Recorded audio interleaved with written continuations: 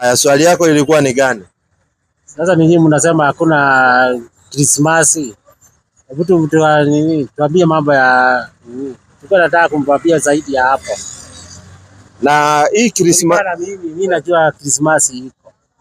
Na Krismasi ni nini?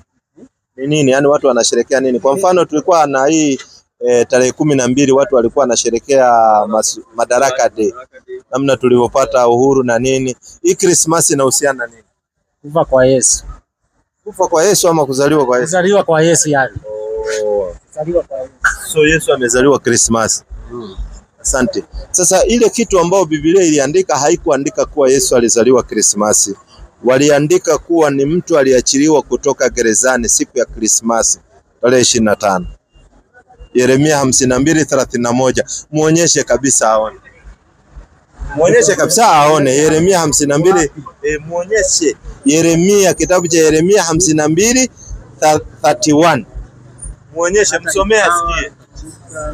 Inasema hata ikawa katika mwaka wa 37 wa kuhamishwa kwake Yehoyakini mfalme wa Yuda, katika mwezi wa 12, mwezi wa 12 ndio Disemba, siku ya 25 ya mwezi 25th December. Sikiza nini kilitokea Evil Merodaki mfalme wa Babeli, katika mwaka wa kwanza wa kumiliki kwake, akamuinua kichwa chake Yehoyakini mfalme wa Yuda, akamtoa gerezani.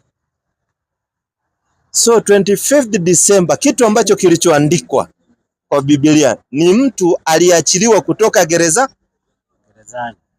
Sasa wewe ukisherekea, unasherekea mtu aliachiliwa kutoka gerezani, sio kuzaliwa kwa Yesu. Yesu kama ni kuzaliwa kwa sababu katika Biblia mzima haijaandikwa kuzaliwa kwa Yesu, ndani ya Qur'ani mzima haijaandikwa kuzaliwa kwa Yesu. Kitu kilichoandikwa Disemba ni mtu aliachiliwa gerezani, watu wa kwao wakasherekea. Biblia haijasema Yesu amezaliwa Krismasi, wala Qur'ani haijasema.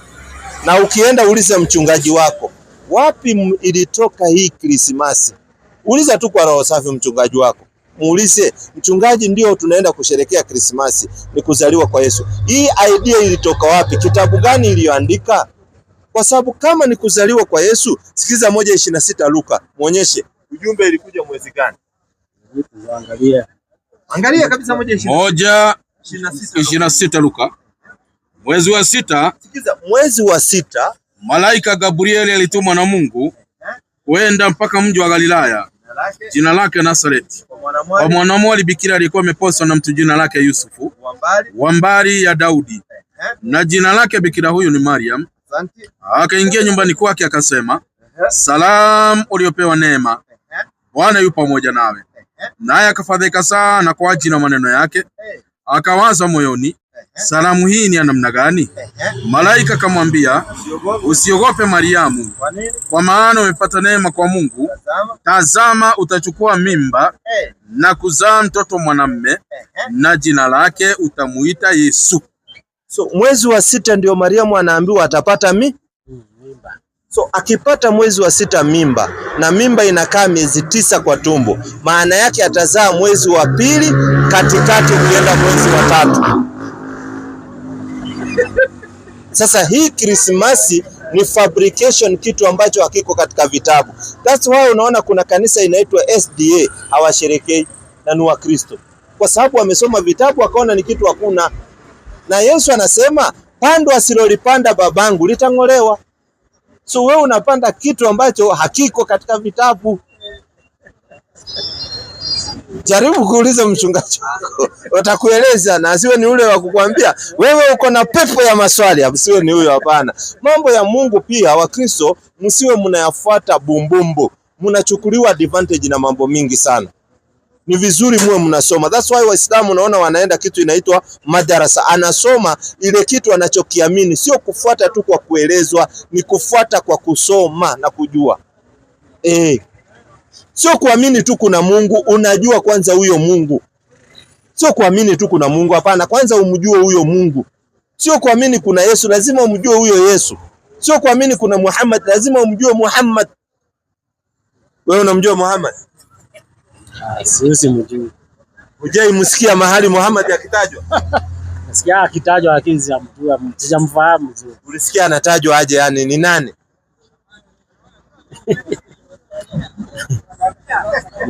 Alikuwa mtume. Ni kweli, hapo umepata. Muhammad si Mungu wala Muhammad si mtoto wa Mungu. Muhammad ni mtume wa Mwenyezi Mungu na ametumwa kwa ajili ya watu wote, habagui. Na ndio unaona katika Uislamu hakuna kubagua.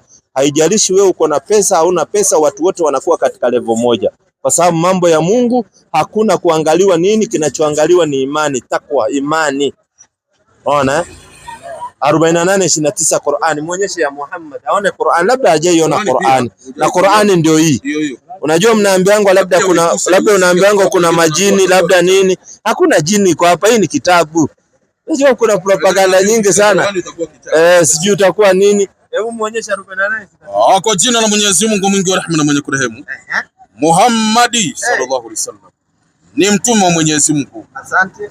Na walio pamoja naye ni wenye nyoyo thabiti mbele ya makafiri.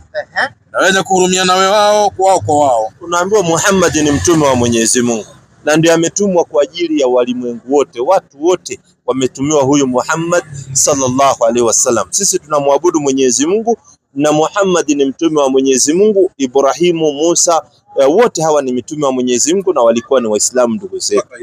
Mpaka Yesu alikuwa ni Muislamu ndugu yetu. Alikuwa akienda katika msikiti unaitwa Masjid Al-Aqsa uko pale Palestina mpaka leo, ambao ndio Jerusalem.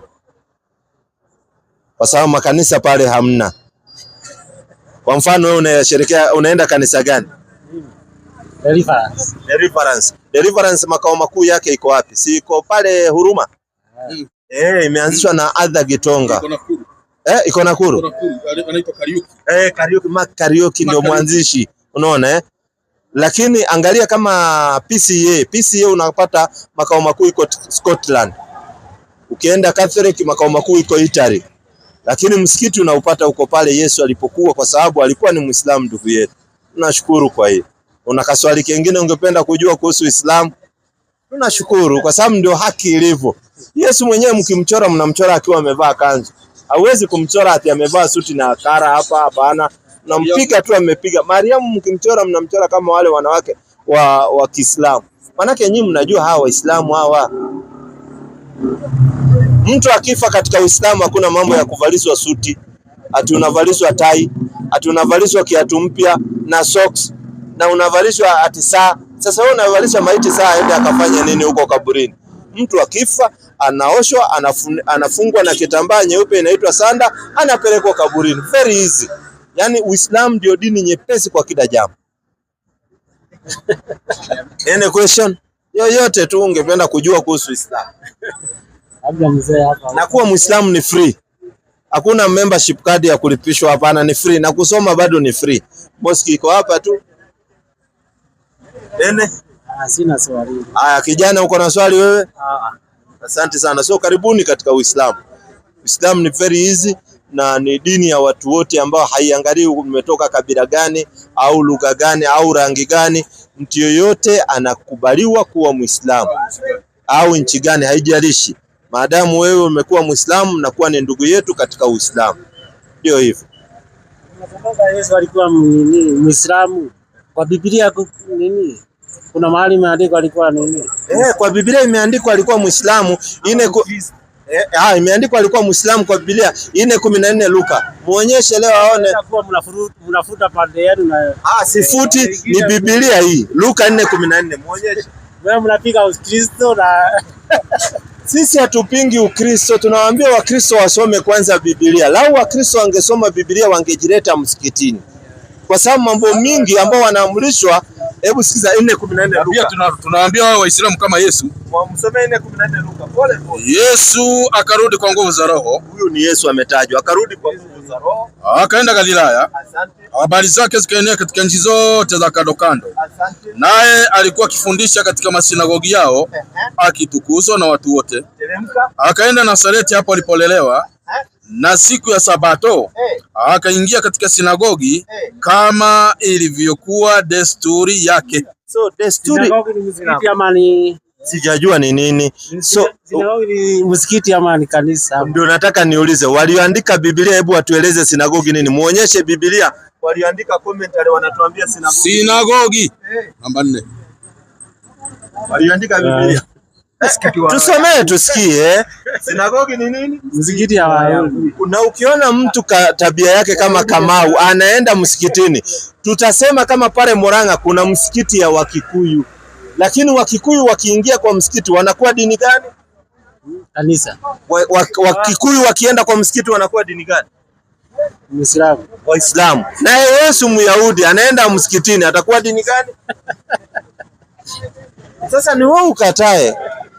Yesu anasema ukinikana mbele ya watu na mimi nitakukana. Sasa ni wewe mkane. Yesu ni Muislamu 100%. Alikuwa akienda msikiti uko mpaka leo. Sio story, iko mpaka leo hiyo msikiti. Na ndio unaona Mayahudi wanapigania ile msikiti wakiwa na Palestina wanasema ni ya kwao. Iko. Ni kitu iko right kabisa. Iko pale.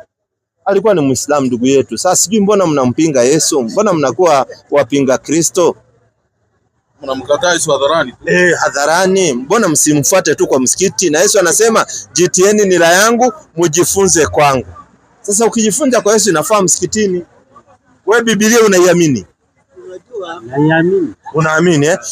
Hebu nipatie, ndakuja kwako. Hii zawadi moja 3:11 hiyo Luka bado. Nakuja kwako tu. Wacha nimalize huyu mzee. Nakuja kwa 3:11 tumpe huyu zawadi. Sio na ngomba yangu tunakuja. Sikiliza Biblia inasema. 3:11 mwalimu wangu. Akawajibu akiwaambia. Mwenye kanzu mbili.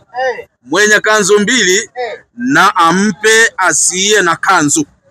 Biblia inasema nikiwa na kanzu mbili nikupe moja. Saa hii nikikupa kanzu, ukavaa kanzu, ukatembea hapa Kiseria na uko umepiga kama mimi kanzu. Watu wakikuona watadhani wewe umekuwa dini gani? Muislamu. So Biblia inakufunza uwe Muislamu?